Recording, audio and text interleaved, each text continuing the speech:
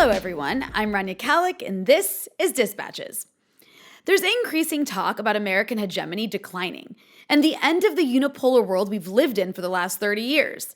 On the left, we might be celebrating prematurely, while on the right, some are wringing their hands in a panic. A world with powerful countries besides the US? The horror! Part of this fear mongering is the result of China's burgeoning economy and refusal to subjugate itself to the US. More and more, we see countries that are targets of US imperialism forming partnerships and pushing back in both rhetoric and actions against this hegemony. So, is there a growing resistance to the unipolar imperial order? Is the US an empire in decline? Will the future be a multipolar one? And if so, what does that mean? And how should the Western left respond to all of this? To discuss this and more, I'm joined by Vijay Prashad, Executive Director of the Tricontinental Institute for Social Research and author of Washington Bullets, A History of the CIA, Coups, and Assassinations. Vijay, welcome back. It's great to be with you. Thanks for having me again. Yeah. Well, I'm really excited to have you back on again. And for those who missed our last episode together a few weeks ago, we talked about the socialist history of Afghanistan. I highly recommend people go check it out. But I'm also very excited to discuss this topic with you. So I guess, Vijay, it's probably a good idea to start with defining some of these terms. So can you tell our listeners and viewers what we mean when we say unipolar versus multipolar worlds? So it's a long story, Rania, and I don't want to take too much time with it. But I think without the story, it's hard to understand these concepts. After the Second World War ended, there was a world order that shaped with a lot of pain and stress into essentially three different blocks. There was the Western bloc that consolidated around NATO, the North Atlantic Treaty Organization, a military organization based in Europe, but essentially it's a power projection of the United States and its allies into Eurasia. So that was one bloc, what I guess called itself the free world. The other bloc was the socialist countries, which was an expanded list by 1949 when China had the communist revolution. This was anchored in the heart of Eurasia, in the USSR, which stretches from Vladivostok all the way out to the borders of Germany. The USSR with the Eastern European states, with China, and then the possibility of revolutions in Indonesia and so on it was a growing bloc. That was the second bloc, as it were, a socialist bloc. The third bloc that emerged particularly as a self-conscious political force in 1955 in Bandung, Indonesia, was what constituted itself as the third world. And these were former colonial countries, colonized countries, India, Egypt, Indonesia, including Yugoslavia. In 1961, they would create the non-aligned movement. Non-aligned because not aligned either to the Western bloc or to the socialist bloc. They wanted to chart their own path. So from about 1945, roughly till 1991, there were three different contending blocs that had different kinds of alliances, allegiances, and so on. A lot of military pacts, trade agreements, and various forms of interventions of different blocs into each other. These were not mutually exclusive. It's got to be understood. In fact, the United States traded a great deal with the USSR. People may not recognize that. With the collapse of two of the blocs, really, one, the Third World Project, which began to deteriorate as a consequence of the debt crisis in the early 1980s. Its political power was seriously weakened in the 1980s, 1990s, and so on. That was one significant shift, the first shift in the global balance of power. The second big shift was the collapse of the USSR and the communist state system in Eastern Europe.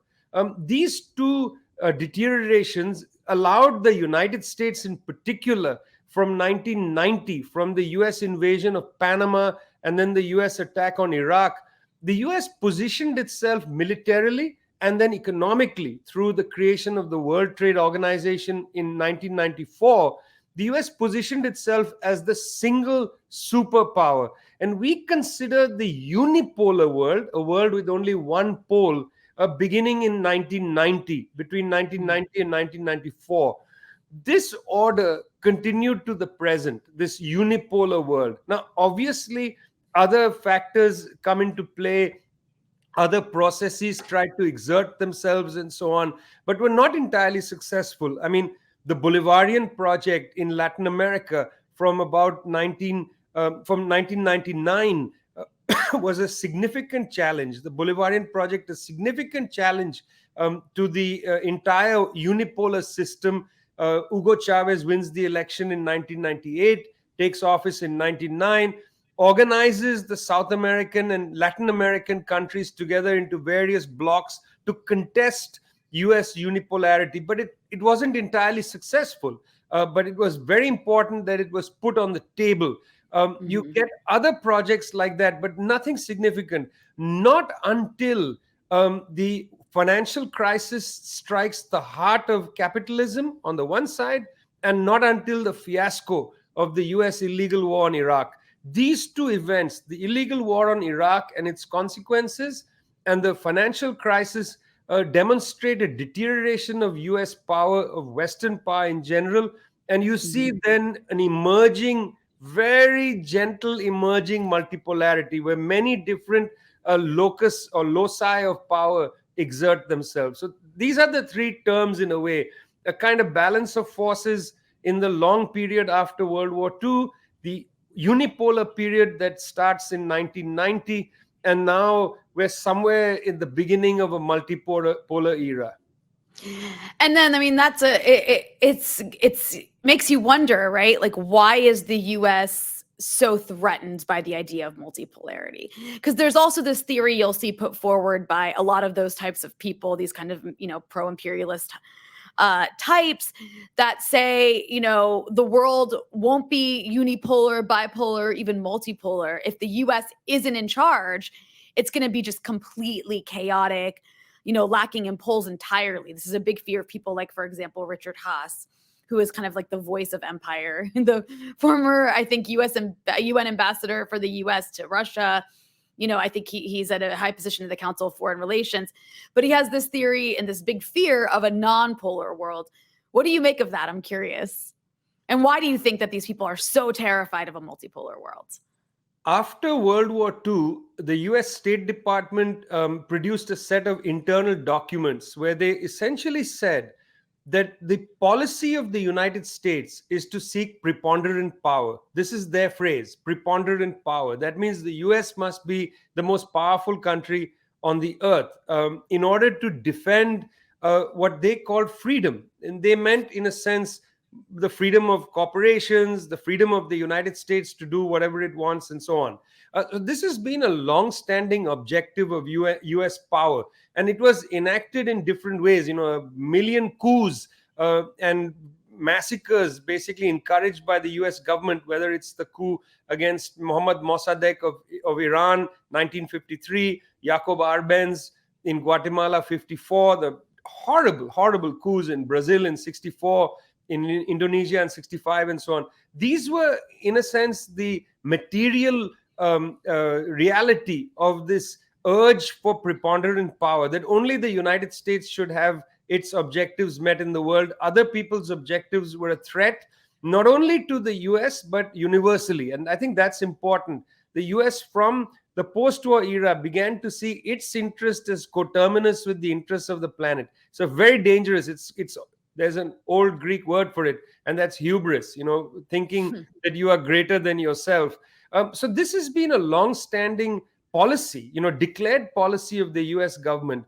In fact, the Third World Project and the Socialist State Project hemmed the United States in and didn't allow it to exert preponderant power on the planet. It's only until, after the collapse of the Third World Project and the socialist state system from 1990, that you see the possibility of exerting preponderant power. And that, Rania, that is actually when Richard Haas comes into his own. That's when Dick Cheney leads Plan B inside the George H.W. Bush administration, where they construct this vision, to have an American century where there is no challenge to the United States.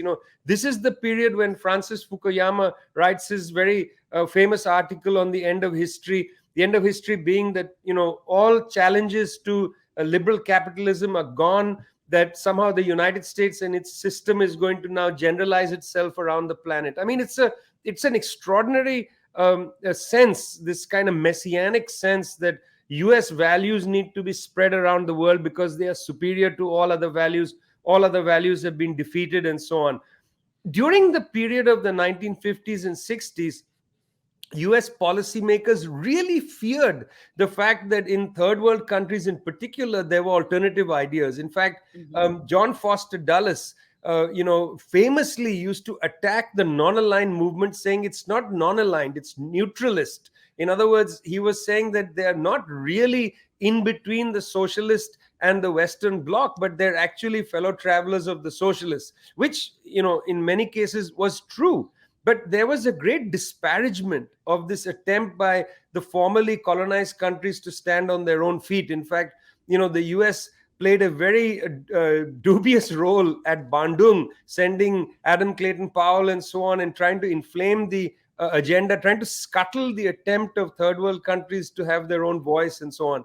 So, this idea of other people cannot govern themselves, the United States must generalize its values all over the planet. Everybody has to basically conform to the US system, that the US must be the one in charge, the arbiter, the primus inter pares, another phrase you read in people like Haas, first among equals, and so on. This is, this kind of messianism goes back to the 1940s, but it, as I said, comes into its own in the work of people like Richard Haas of the Council of Foreign Relations in the 1990s, when George H.W. Bush is the president. And it's really not gone anywhere. It hasn't dissipated, despite the fact that there have been serious challenges in the world order. This great desire to be primus inter pares has not gone. This idea of Joe Biden, for instance, you got to take back America's standing in the world. This comes from that position. It's a totally bipartisan view of the US elites. This idea that, how dare the Chinese or Africans or others contest US hegemony? How dare they? They just can't do it. They don't understand. As Antony Blinken, Secretary of State, said to Wang Yi, the foreign minister of China, he said, you don't understand the rules-based international order. That arrogance, that rudeness comes from this evangelical belief that US values are better and everybody else just better both get in line and get in line behind the United States. I think that's important. Yeah, what did Blinken say? Something about like how the sausage is cooked, or I don't know. He said some really stupid line about you just don't understand America. We deal with our problems. And then he said something very folksy that was so cheesy. But bringing it to the present day, despite all this sort of messianic belief about the US running the world, there are some challenges to that now, which you discussed when you kind of gave that timeline.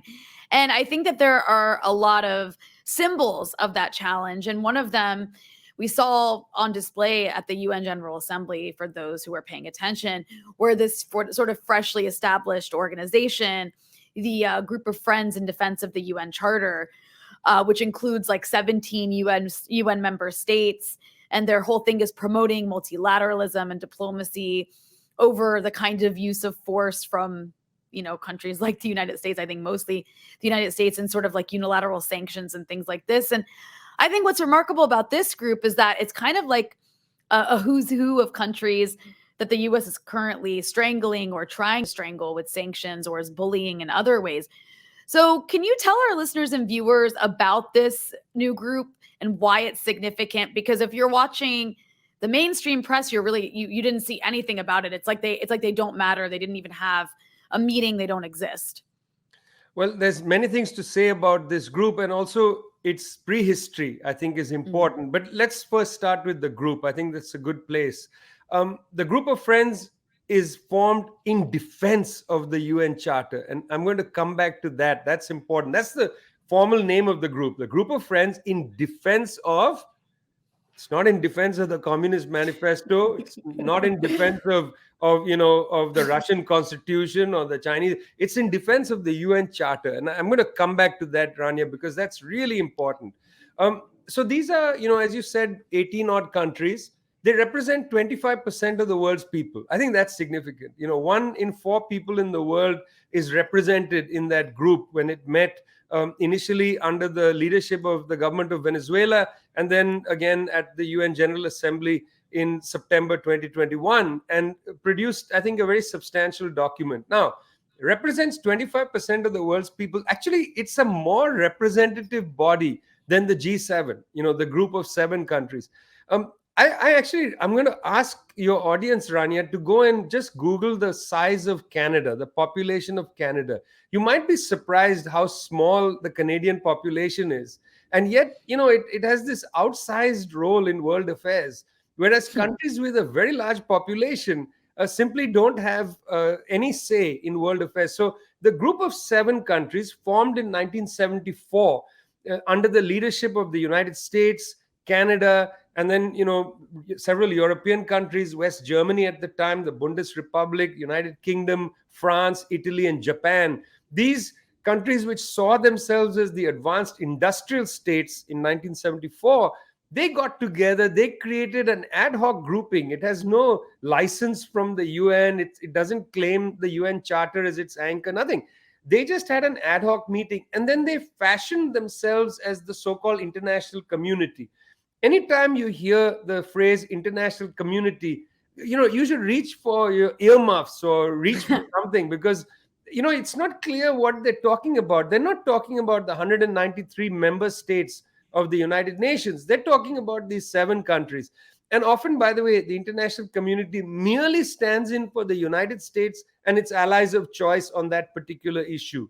They say the international community does not approve of this or that or the other. Well, the G7 doesn't represent 25% of the world's people.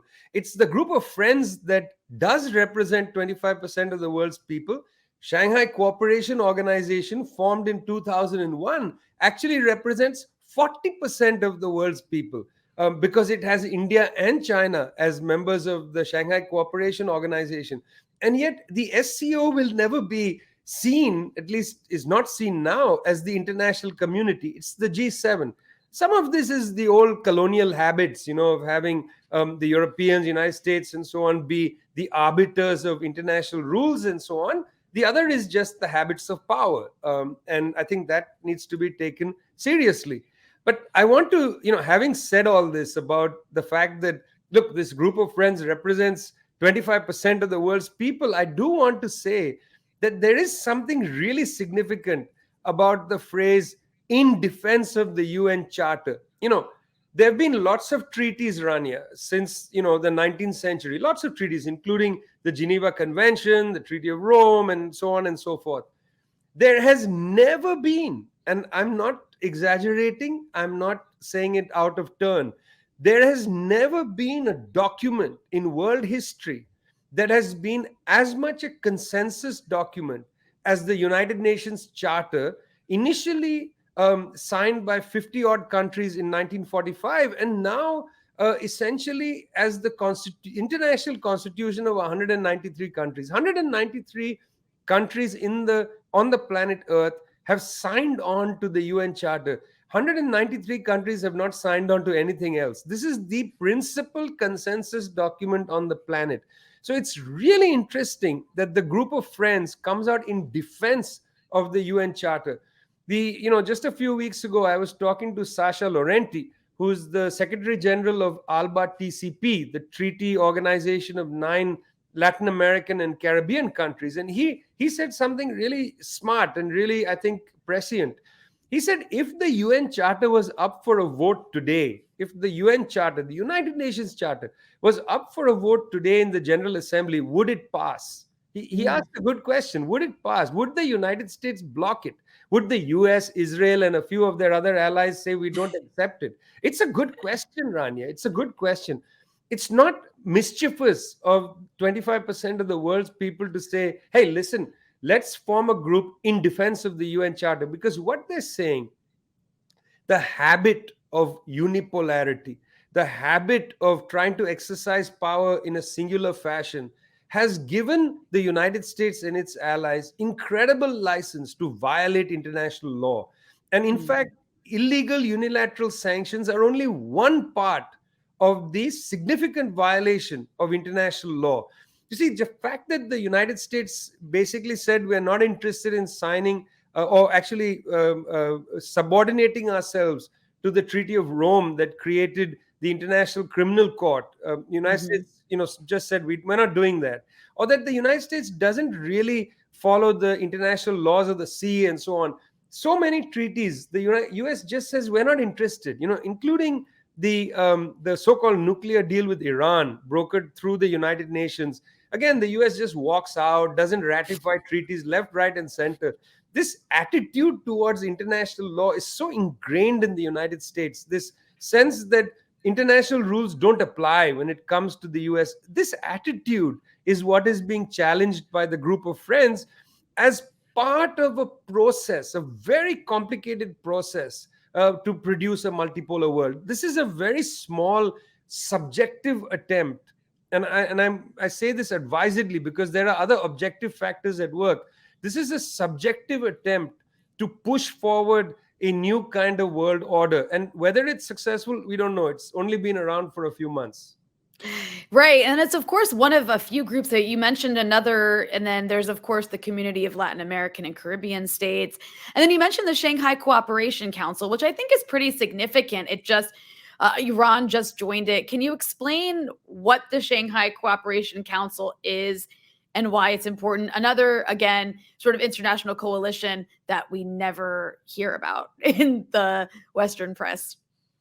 Well, actually, this group is formed around the what they considered to be the problem of Afghanistan. The Taliban comes to power in Kabul in 1996, and at the time in the late 90s, there was incredible uncertainty and instability in many Central Asian countries. Tajikistan had been in the middle of a horrible civil conflict around between secularism and radical Islamism and so on. And the fear that the Taliban were kind of incubating groups, whether it's the Islamic movement of Uzbekistan or the Islamic Renaissance Party of Tajikistan and so on, because Afghanistan had begun to pose a serious challenge to the Hazara Shia, which Iran was very concerned about and so on. The Chinese government called a group together in, I think, July of 2001, formed the Shanghai Cooperation Organization to sit around the table and discuss in a regional way what to do about Afghanistan. When the attack took place by Al Qaeda of the United States in September of 2001, the Shanghai Cooperation Organization said, look, we would like to be involved in negotiating with the Taliban. The US brushed them aside and just went to war and said, no, we'll destroy the Taliban. Good luck with that. Didn't work out so well.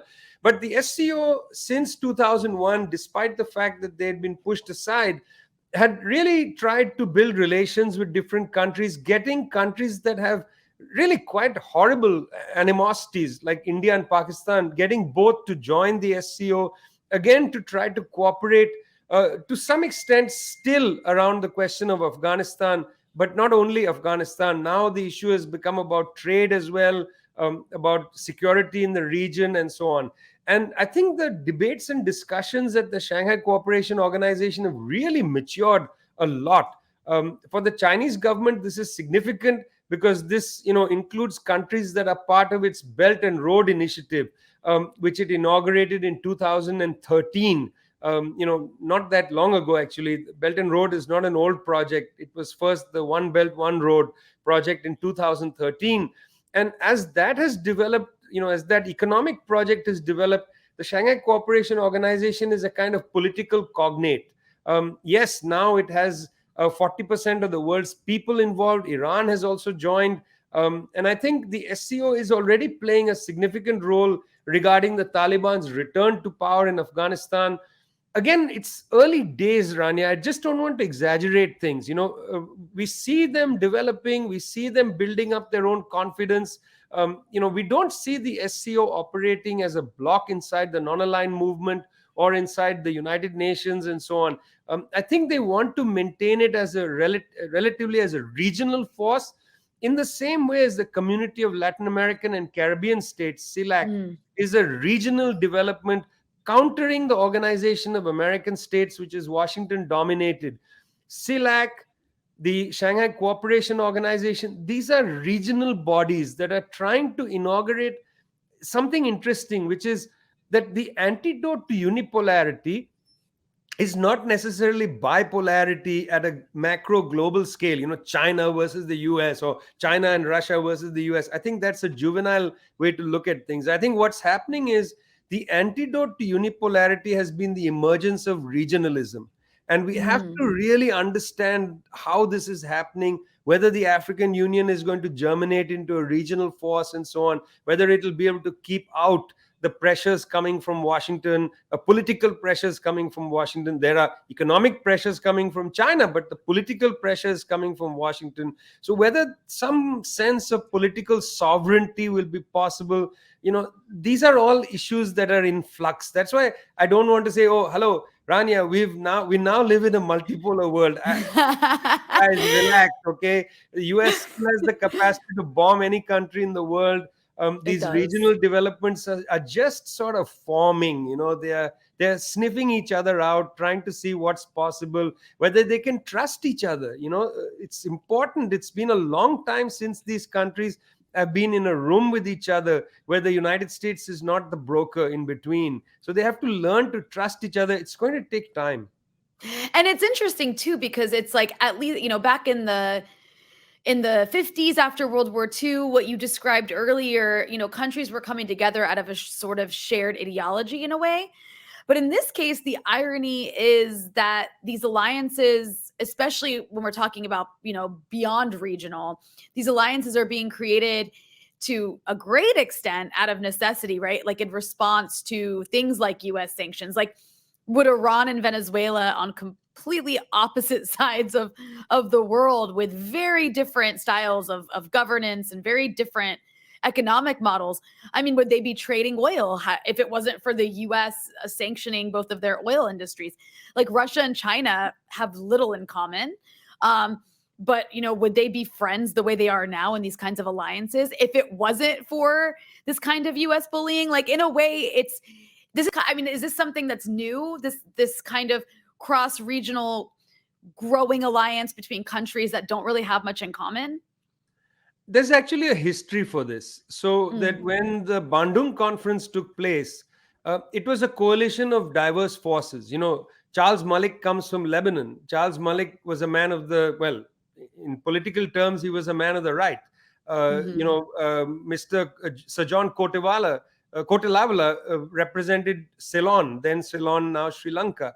He was a man, well, pro-US and so on. There was a pro-US third world delegation at Bandung, as well as the left represented by Chou En Lai, and then a center force represented by Nehru. So this diversity of interests, people coming together on lines of trying to build a non-aligned kind of platform, again with similar principles, Rania: sovereignty, regionalism, South-South cooperation. I've seen this movie many times, and so it's not new that projects with very different standings, like Iran is based on a religious project. That's their project that they have there. Venezuela, the government has a socialist project. These are at some levels at divergence. Of course, that's true. But on the other hand, there are lots of things that they share in common. For instance, they are both seized of the importance of sovereignty. But you see, Venezuela is not seized of sovereignty in a narrow, inward looking way. It's an interesting kind of sovereignty. It's sovereignty plus regionalism plus internationalism. All Mm. these things can happen at the same time. And to some extent, Iran is also of that view, even though it's a narrower kind of internationalism, I would say. I'd like to say that. But they share certain values that bring them together. This is what in, I suppose, left doctrine would be called a united front, where Mm. different forces with different kinds of attitudes to the world nonetheless come together because they share a certain set of interests. And I think that certain set of interests is important because here, when we're talking about the group of friends, Rania, the certain shared interest is to defend the UN Charter, which Yeah. again, everybody has signed up to. So, Iran might disagree on, say, some social policies in Venezuela, but they both unite in defending the UN Charter. And I think, as a minimum demand, that's a pretty good unifying force. But again, these are not strategic unities, these are tactical unities because they Yeah. also want to move different agendas in the world. Right. That's a good point. About strategic versus tactical. And I want to like give a caveat before I say this next thing and then ask you a question about it. I'm a huge pessimist, so I don't think that we're like about to have some international like revolution against imperialism or anything like that. However, I think that the elephant in the room right now is China, right? This rising China, in my opinion, at least from the vantage point of being in the Middle East, has allowed for some space for more resistance. In offering not just an alternative, but breathing room. Of course, China's become more assertive in its rhetoric, at least in pushing back against U.S. bullying. And then there, of course, was the Huawei executive who got released, and that was pretty interesting to see, right? Like after being detained for so long, like the U.S. sort of lost this little battle. So in a way, they beat U.S. hegemony here. And this I raise this because I feel like it's happening a lot more, at least in the region I'm in. For example, in Lebanon, where I live, U.S. sanctioned Hezbollah, as you know, bought U.S. sanctioned Iranian fuel and transported it through U.S. sanctioned Syria, and the U.S. did nothing to prevent it. And this to me was interesting. And I know there's reasons for that. The U.S. kind of doesn't want Lebanon to completely collapse, so it kind of, turn the other cheek. But also, it just seems like a little bit of a new era we're in that was allowed to happen. That was a pretty big deal here. That happened and nothing was done in retaliation. And of course, this comes at a time, when like no matter how we might feel about it, about the sort of religious flavor of it all, in the Middle East right now, there is this resistance to U.S. imperialism that cooperates across the region and across sects, actually. I mean, people always think of it as based in Shiism because of Iran, Hezbollah, the Houthis, and the sort of PMF in Iraq. But then you also have Palestine, which is, very Sunni resistance. And you have Syria, which certainly isn't a type of Shia resistance in any form whatsoever. And they're all cooperating like regionally. This has at least never happened in my lifetime in such large amounts. And I feel like this is happening also because of a rising China. The U.S. is kind of moving its focus away from the Middle East and looking towards China. So I don't want to get too far ahead of myself here. But I mean, based on that, I mean, does it feel like maybe that we're witnessing maybe not something new, but a new era of pushback against U.S. dictates? And does China have something to do with that? Let's look at it from what's happening between China and Russia, because I think I can answer your question, by inverting the logic of it a little bit. So, let's first look at the economics of things.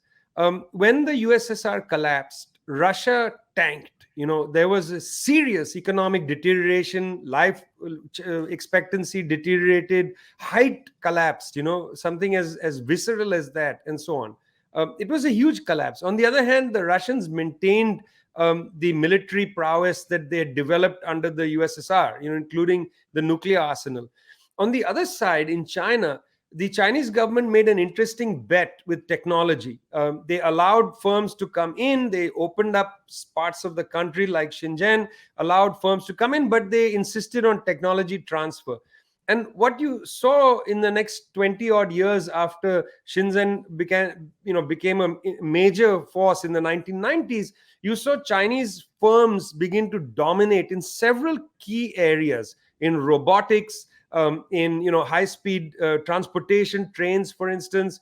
They began to dominate in 5G technology and in telecommunications in general. They began to dominate in green technology, in solar panels and so on.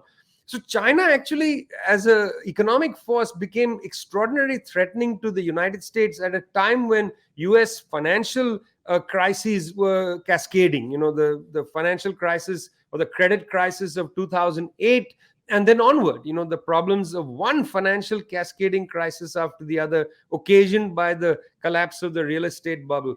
China suddenly seemed resilient. Its economy was growing. It was rooted in industrialism, in new developments in technology, and so on.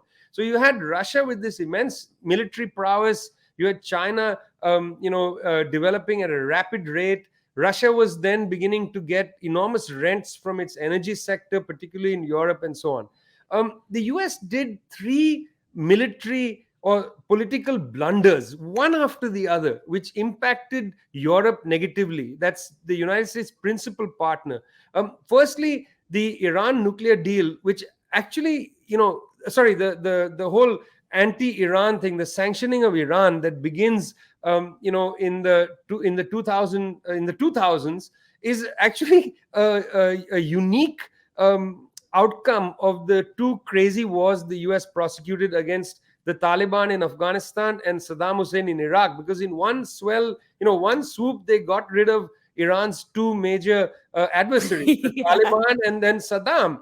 And then Iran began to stretch itself, into the Mediterranean, and to hem Iran in. The US did all these things, the Syria Accountability Act. They egged Israel, didn't have to egg them much, but into the war against Lebanon in 2006. And then this pressure campaign on Iran out of nowhere about nuclear weapons and so on. This meant that Iran could no longer sell energy to Europe. So one of Europe's principal energy suppliers offline. Secondly, by constantly moving NATO eastward, they really rattled the Russians. And then the sanctions on Russia meant that Russia couldn't sell energy to Europe. And then finally, the most stupid thing of all was the war on Libya, because that was the third principal energy source for Europe. So in just a space of like 5 years, the US knocked out Europe's three main energy suppliers. Imagine that. It was such a crazy strategic thing. And the other crazy strategic thing, I said there were a few. The other crazy strategic thing the US did was that, it didn't follow the old doctrine of play China and Russia off each other. In fact, it was Mr. Obama in his time in office who began to do the pressure campaign against both Russia and China. So you saw under Obama the pressure to move NATO, to bring Ukraine into NATO and so on. Very aggressive policy in Eastern Europe under Obama, and then the pivot to Asia taking place. Hillary Clinton in Chennai, in India, making a speech about the new Silk Road in 2011, 2 years before the Chinese announced the One Belt, One Road. And she wanted the Silk Road of the US to go from south to north. The Chinese one later would be from east to west. Immense pressure on China, immense pressure on Russia.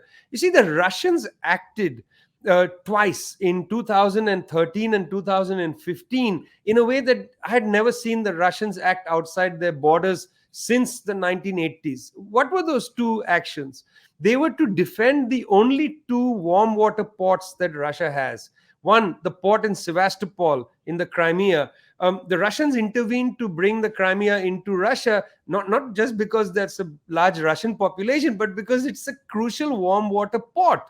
They didn't go and take the Donbass in. That's also a majority Russian area. Only Crimea. That's because of the port. Secondly, out of nowhere, Rania, in September 2015, I was sitting in Beirut. We were thinking the US is getting ready to bomb Damascus, in the fall of 2015. Obama was talking about red lines and so on.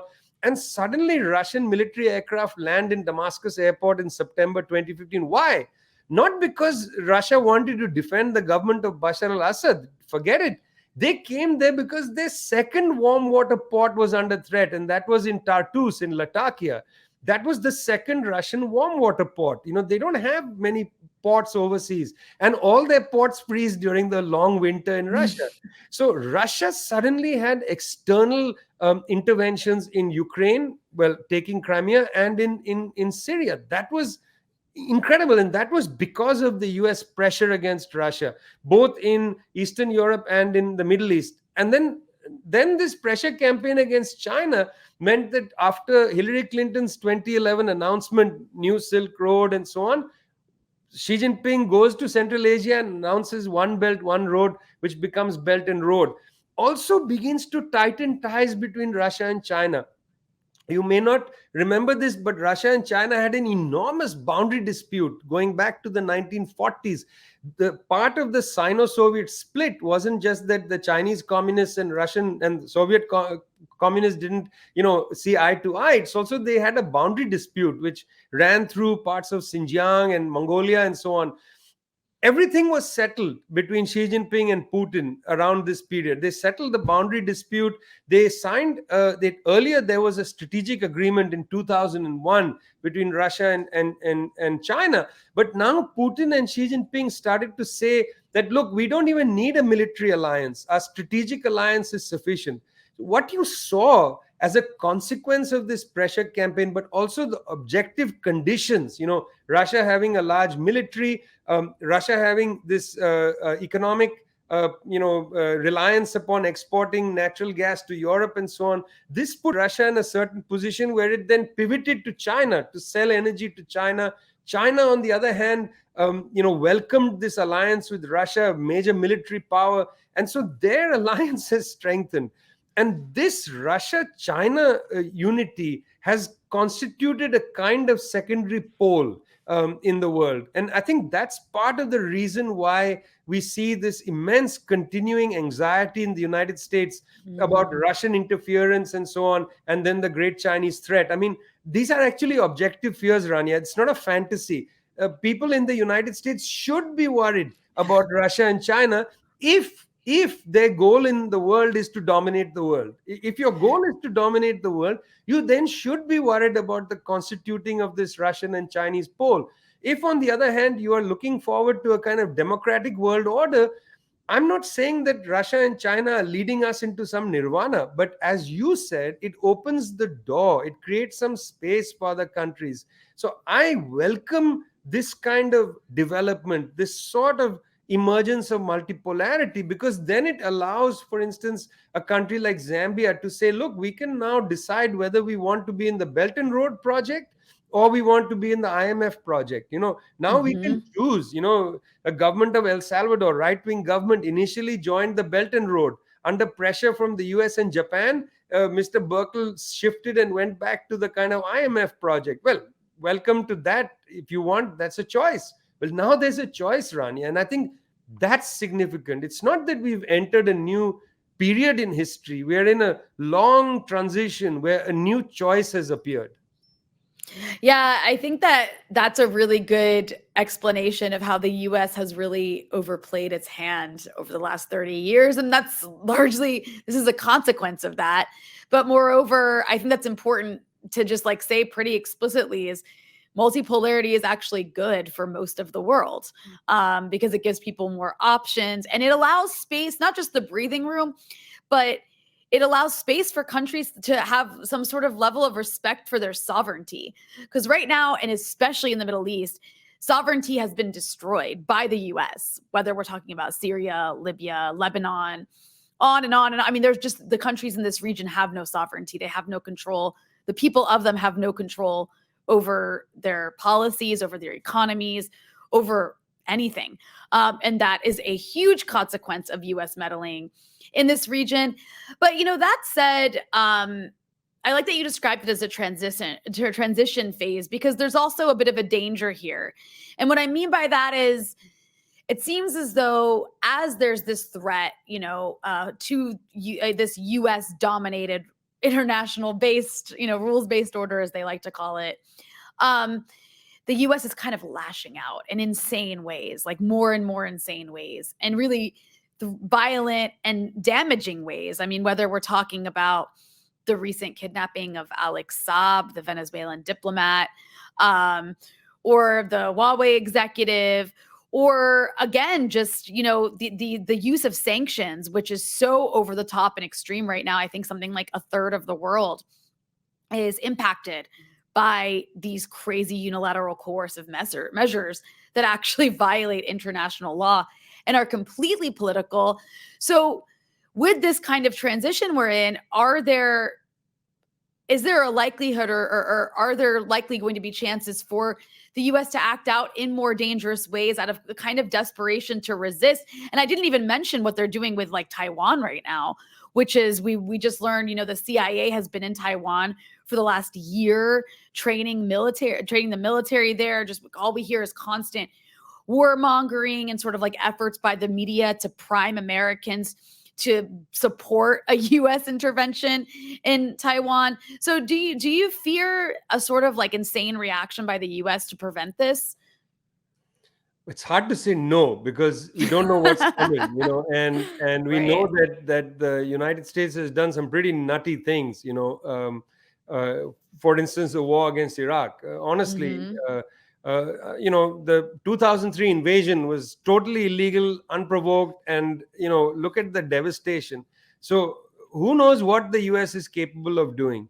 I have a feeling, on the other hand, that I mostly fear the unintended consequences of the pressure campaign, more than Mhm. that the US is going to directly go to war. I've been involved with the No Cold War platform, and people can go to nocoldwar.org, read the statement campaign, I hope, to prevent this escalation of a cold war against China, a hybrid war against China.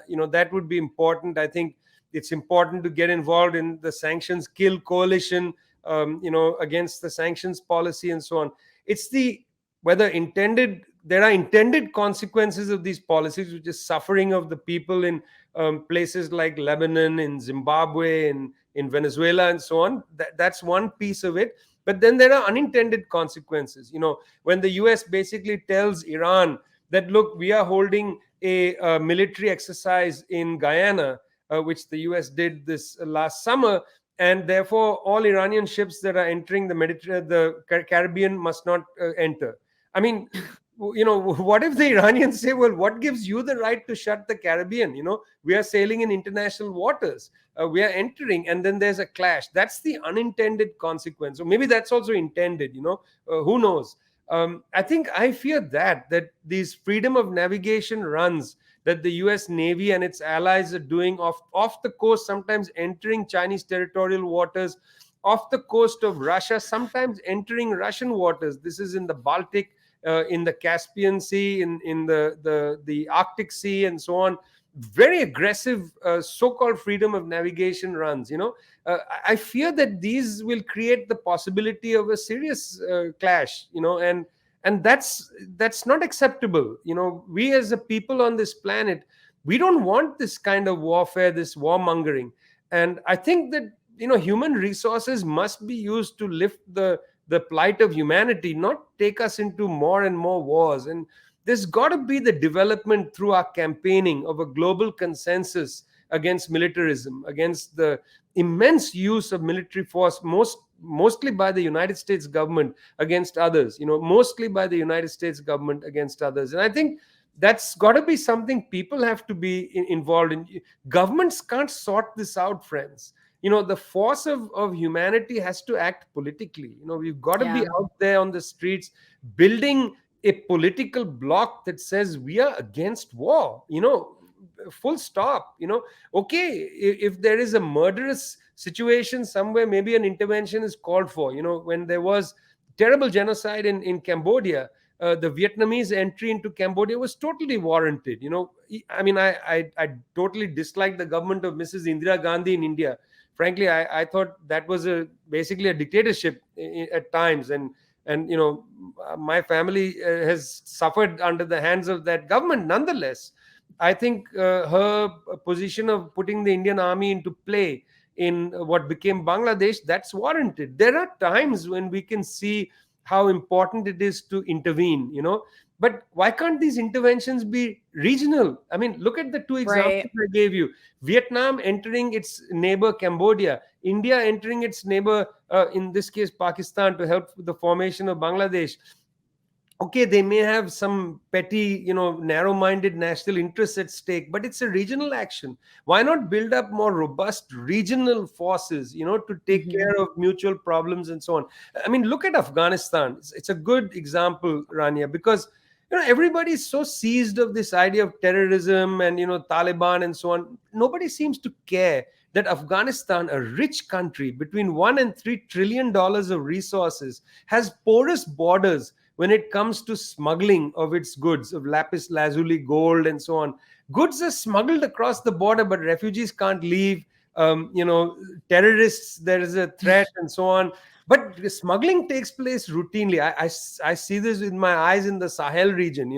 The French, they totally barricaded the whole Sahel. The French and Americans, they don't prevent free movement. They're trying to stop refugees from getting to Libya. Yep. They're trying to stop, Al Qaeda. And then I discovered this by accident. But these Al Qaeda fellows, they are not Al Qaeda. They are cigarette smugglers. Yeah. They have just used the Al Qaeda franchise. Many of them are cigarette smugglers. They smuggle cocaine. Cocaine gets flown in from Latin America to the Sahel and then gets taken up to Rotterdam and then goes to the United States. It's crazy. We live in a crazy Wow. world, Rania. It's a crazy world we live in. But the point I just want to make is there's got to be a room there's got to be place for human beings to stand up, en masse, and effectively become a political force. We can't rely on multipolarity being merely interstate multipolarity. People need to articulate our voices out there and become one of the many poles to organize the world. Yeah, I mean, that's a really good point you make too about like regional issues being handled regionally. Like even now, as the U.S. sort of lightens its footprint a bit in the Middle East, Saudi Arabia has had no choice but to actually sit down with the Iranians, and they've been having these sort of negotiations and peace talks for the last couple months, which is a huge deal here because that's been the big rivalry in the region, instigated, provoked by the United States. But now that the U.S. isn't, as present, Saudi Arabia has no choice but to deal with its neighborhood in a way that isn't just bombing everybody around it. So, I guess I would want to ask you, what, with all this talk of multipolarity, and you've kind of answered this a little bit, but I'd like you to get a little bit more specific about what are the limitations of this rising multipolarity. And I'm thinking of, for example, of like when we think of groups that have arisen to kind of counteract the international community, there's like the BRICS group, right? Which used to be kind of a big deal. But of course, two of the countries in BRICS, Brazil and India, now have far-right governments that are totally in line with the US and so sort of, serve the global capitalist order. So what would you say are the limitations of this rising multipolarism? It's a very good question, and there are a million limitations. Okay, there's a problem to ask a question. Maybe the two main ones. That's it. I was exactly going to say I'll just stay with two of them. I already alluded, Rania, to the first one, which is that, look, let's face it. Okay, the US got humiliated in Afghanistan, had to leave in August 15th, and so on. On the other hand, the United States still has the capacity to bomb any country in the world, destroy most cities and so on. It has overwhelming military power. Now, it may not have the authority to convert military power into political successes, but it can still destroy a lot of countries, Yes. So the lack of a military, deterrent to US power is significant. And in fact, this story that spread the other day about the hypersonic cruise missile fired by the Chinese, Chinese have denied it. Some people are saying this is a little bit like the missile gap theory that the US floated, saying in the 1950s and 60s that, Soviet Union has more missiles, therefore ratchet up the military spending. Chinese may not have such a huge breakthrough that it will require, the money that should go towards, let's say, Biden's, stimulus for infrastructure. Let's put all that into the military. There's a dispute here about this, but the fact is the US has considerable military authority, military power. We shouldn't underestimate that, and nobody has been able to really contest it or to send the US military back to its borders, to basically revoke the right of bases around the world and so on. So we should not exaggerate the power of the US military. And I don't think either Russia or China, in the camp of just saying, well, the US is a declining power. No, they are very aware of the great military threat the United States poses. So that's the first limitation. The second limitation is that even though new projects have emerged, by and large, most of these projects are still somehow captivated by the sort of capitalist logics or of neoliberalism in one way or the other. An alternative, a full alternative imagination for how the world should be organized is not really presented itself. We have seen something incredible take place in China, the abolition of absolute poverty. It's something that no country has been able to do, least of all the advanced capitalist countries. But China has done it. The United States has ratified the claim and so on. Okay, some people are saying, well, it's not 800 million. There's still X number of people who are in absolute. Fine, there may be a statistical issue, but the fact is that they were able to bring, over the last 60 odd years, 800 million people lifted themselves out of poverty. 100 odd million people in the last few years alone, the most difficult people to lift out of poverty. But really, we still don't have a captivating a sense of how we can reorganize the world. And I think even in China there are debates and disputes about how to advance socialism, how to really deal with the fact that the capitalist law of value intervenes. And we've seen this in recent months as the government of Xi Jinping has dealt with, Ant, for instance, Alibaba's, the firms and so on, how to deal with these big capitalist firms inside China and so on. They are also struggling to develop a proper, full socialist imaginary. What would it look like? We don't have one on the table. And I think that's a limitation. You can't be telling people, Rania, you can't be just going around and saying, I'm anti this, I'm anti that. What are you for? Well, speaking of regionalism and multipolarity, in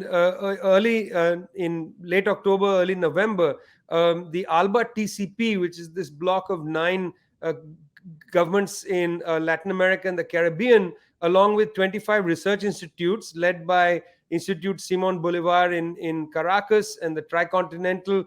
Two of us took the initiative to convene a group of 25 research institutes. We'll release a text called A Plan to Save the Planet, which is a pretty robust vision of what the world could look like if a different set of classes were, in a sense, driving the agenda. We've got to come to the point, Rania, where we're not just anti, where we're actually standing for something. We've got a project to stand for. And I should say, just to circle our conversation back, our plan to save the planet is rooted in the principles of ... the United Nations Charter. So there you have it. There's a group of friends in defense of the UN Charter, and now we have a plan to save the planet. Nothing less, Rania, than a plan to save the planet. And, I think a good segue for the next question, and really a good question to end on, would be, how should the Western left approach this shift in the global order? Not all, but a small segment, a slice of what we see from the Western left, or again, like a small slice of it. Because I think the majority of people are sort of on board with this, but there's a slice of it that kind of spends a lot of time criticizing these emerging economies in developing countries in ways that kind of like reinforce the State Department narrative, particularly when it comes to socialist countries, unfortunately, right? Like we'll see that sometimes with Cuba, with Venezuela, especially with China. There's like an ongoing debate on the Western left about how we should approach China. So I'm curious, like, what your response to that slice of the Western left is. What's the appropriate response for Western leftists to this change in the global order? Well, for me personally, Rania, the oracle of the Western left is Noam Chomsky. For me personally, I mean, I've read Noam almost all my life. I discovered a book of his in my family's bookshelf, American Power and the New Mandarins. I mean, it's an incredible text, which has his superb essay, The Responsibility of Intellectuals. It's really superb. It's timeless stuff. Chomsky only recently said the United States is the greatest threat to the world. And I would say to any young Western leftist, take Chomsky seriously. You need to build a movement inside countries like the US, Canada, Great Britain, and so on that's against militarism. So much of your wealth is spent on building destructive capacity. Why don't you have a robust peace movement, anti-war movement, fight to shift the spending, take care of poverty in your countries, build a movement inside your country against militarism. I think that's the responsibility, not only an international responsibility for person on the left. Look, frankly, the primary issue for anybody on the left is, I want to ask them, what have you done today to abolish hunger in your country? The only way to abolish hunger in a country like the United States is a better use of the social wealth. And that's where the Western left should actually spend a lot of its energies, is to help their own countries establish a civilized order, and at the same time cut back on the military spending, which is used to flatten the throats of people around the world. So I would say spend a little more energy building your movements. When the Italian communists went to see Ho Chi Minh in the late 1960s, Ho Chi Minh died in 1969. They asked him very sincerely, what can we do to help Vietnam? Very sincere. What can we do to help Indochina? They may have said. What can we do? Ho Chi Minh, was a real crafty man. And so what he did, he turned to them and he said, go home and make a revolution. That's a good answer. So go home and make your own revolution. That's a great answer. And don't worry so much about the ones in the global south. I think they can handle themselves and figure it out on their own. Thank you so much, Vijay Prashad, Executive Director of Tricontinental Institute and the author of Washington Bullets. I really appreciate you taking the time. It's always a pleasure. See you later.